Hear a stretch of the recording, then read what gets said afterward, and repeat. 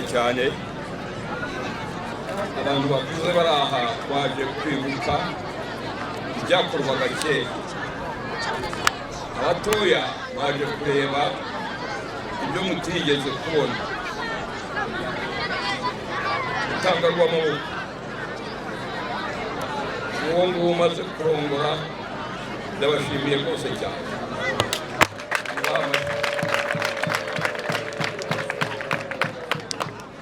Koze ikintu kigeze gukorwa n'uwo muco w'u Rwanda. Burya rero abanyarwanda bakunda kuvuga umuco, bakawuvuga ngo ni umuco, batazi umuco icyo ari cyo. Umuco uri mu nzego eshatu. Urwego rwa mbere hari umuco witwa karande. Uwo ni uranga abanyarwanda, ntuvaho, uvuyeho abanyarwanda bashiraho.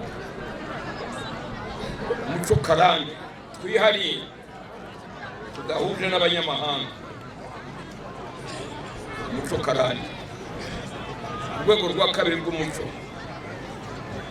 kuko iyi si turimo irahinduka, turagenda dusabana nabo twitaga abanyamahanga.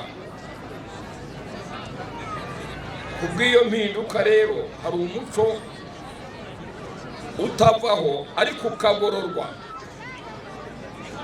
Abanyamahanga kugira ngo tubane, tukagira ibyo tureka by'umuco wacu, ariko atari byose, kugira ngo ba bandi tugiye kubana tubone aho dushyira umuco wabo, nabo bakabigenza batyo.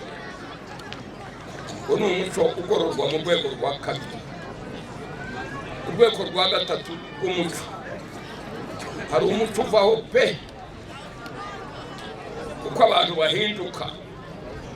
Abanyarwanda baravugaga ngo nta ngoma itagira iki.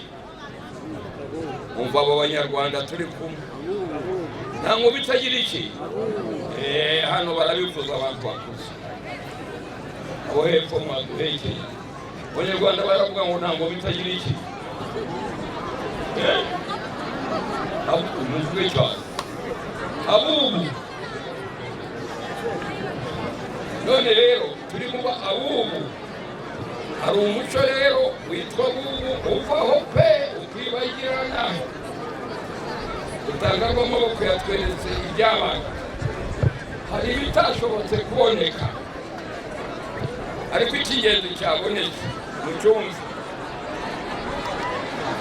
Mwabonye kuriya wa mukobwa yamwambitse impeta, yamwambitse iki? Akantu kitwa iki? Mungu Rwanda. None rero kera umusore yarongozaga umukobwa umwishywa. Umwishywa baba mutamuzi, mutawuzi, ni akatsi karemwe n'Imana. Izuba nubwo ryava rite, amapfa agacana, ntabwo kuma.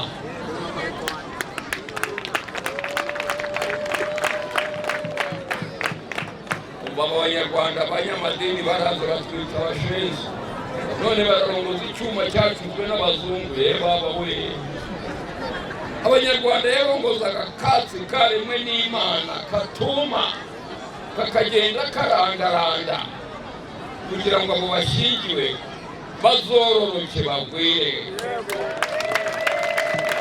kandi basazane. Intindi y'impeta se yacuzwe n'abazungu mu cyuma cyabo, wogatsemba.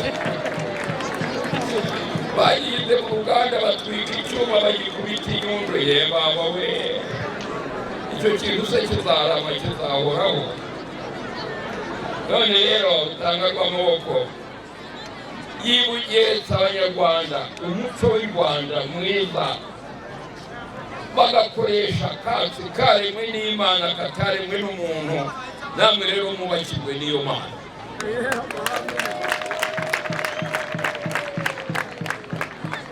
None rero Tangarwamo bakoze igitangaza, tangarwamo haguruka wigira imbere, igira hino imbere, nimuhaguruke mwembi mwigire hino, nimukebuke hepfo, mukebuke haruguru, murebe abantu babatahiye ubukwe.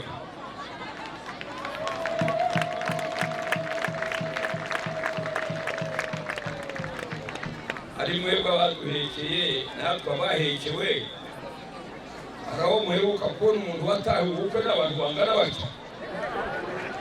Hari aho mwamubonye? Nashingiye ishyano ryose umuhango w'abanyamahanga. Nashubiwe n'ubu uta urareba n'uwo mukobwa wawe n'uwo mugore ni igitego mu Rwanda.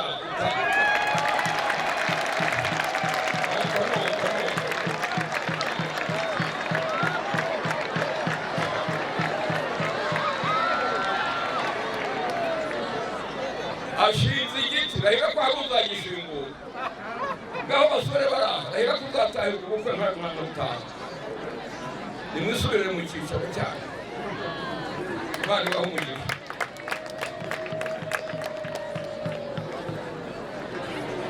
None rero bariya abantu bombi batweretse umuco w'u Rwanda, ntabwo twafatiraga mu muhanda, ababyeyi barahuraga bakagira inka y'ikimenyetso cy'uko atamutoraguye mu muhanda. Ababyeyi bombi bicaye bakajya inama, umukobwa agakoga agacyura inka iwabo. Reka mbabwire, niyo yabaga ari umutware, niyo yabaga ari inde, yatangaga inka imwe. None ni mu muco w'u Rwanda uko wapfuye, umuntu asigaye ajyana umugore umukobwa we mu isoko, ngo igiciro ni amafaranga ya n'aya n'inka izi n'izi, baba we akamugurisha. Murumva ababyeyi baramugurisha ababyeyi banyu ngo yize amashuri, zana amafaranga ya n'aya, zana inkuba y'uyu kabone nande. Yakwaga inka imwe, ni ikimenyetso gihuje ababyeyi b'impande zose.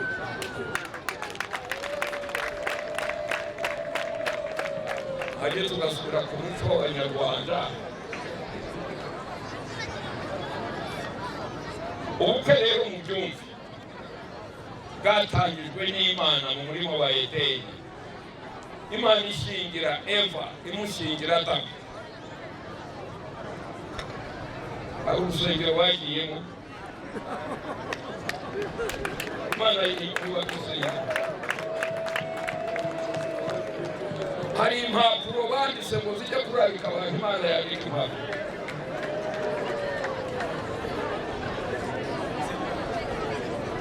Hari imyambaro yambawe y'uburyo butangaje. Imana yabwiye umuhungu iti, dore uyu mukobwa wawe umugore wawe umukunde, nawe umukobwa ubaye umugore w'uyu muhungu umwubahe. Imana ibahe umugisha. Iyi mihango yose ikorwa, ibi bikorwa ni ibihimbano,